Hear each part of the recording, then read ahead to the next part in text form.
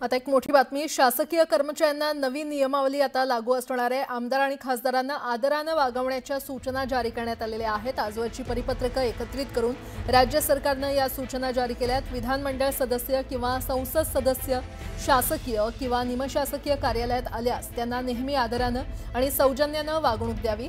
आमदार खासदार कार्यालयामध्ये आले तर संबंधित अधिकारी आणि कर्मचाऱ्यांनी त्यांचं बोलणं लक्षपूर्वक ऐकावं आणि शासकीय नियमानुसार शक्य तितकी मदत त्वरित करावी। ते भेटायला आले किंवा भेट संपवून जात असताना अधिकाऱ्यांनी उभं राहून त्यांना नम्रपणे अभिवादन करावं, अशा सूचना जारी करण्यात आलेल्या आहेत। फोन किंवा मोबाईलवर बोलताना नेहमी आदरयुक्त, नम्र आणि शिष्टाचारपूर्ण भाषा वापरावी, अशी नियमावली आता लागू करण्यात आलेली आहे।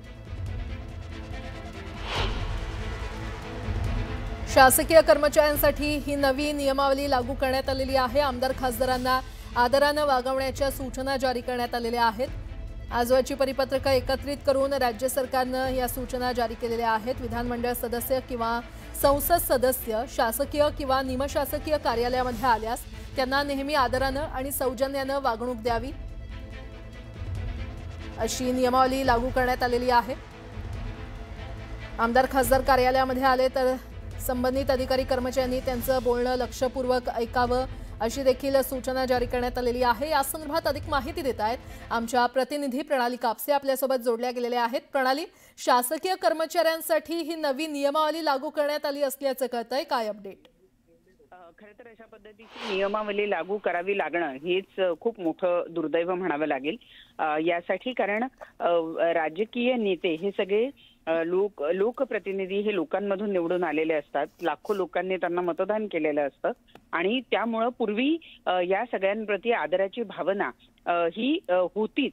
आणि साधारणपणे जेव्हा जेव्हा लोकप्रतिनिधी कुठल्या कामासाठी जायचे त्यावेळेला या सगळ्या गोष्टी केल्या जातच होत्या, परंतु आता मात्र तसं होताना दिसत नाही।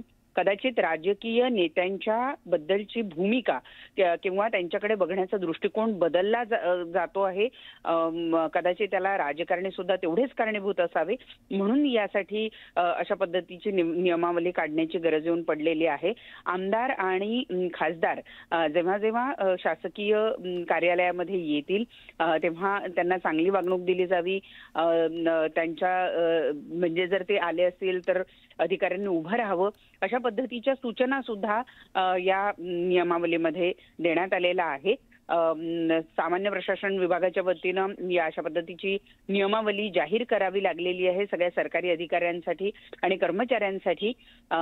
हे एका अर्थी जरी चांगलं असलं तरी दुसऱ्या अर्थी आपल्याला असंच म्हणावं लागेल की राजकारणाचा स्तर आणि राजकारण्यांप्रतीचा दृष्टिकोन हा बदलल्यामुळं ही स्थिती आज येऊन पोहोचलेली आहे। प्रणाली, धन्यवाद या संपूर्ण माहितीसाठी।